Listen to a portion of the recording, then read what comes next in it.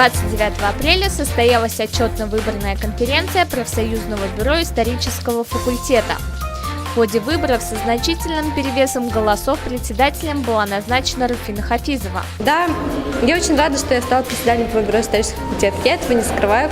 Спасибо большое всем тем, кто за меня голосовал, кто меня поддержал. Это безумно приятно. В первую очередь, да, что бы я хотела сделать, это сделать такую огромную большую семью, вторую семью. А второе, это, конечно, реализация своих целей.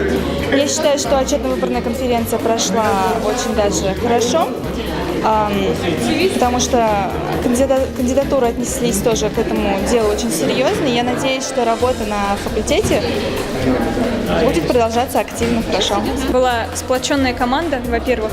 Для меня это как бы приоритет.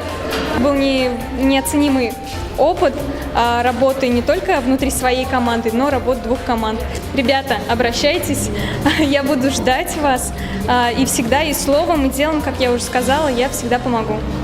Регина Такиева, Адель Хусаинова специально для Правком ТВ.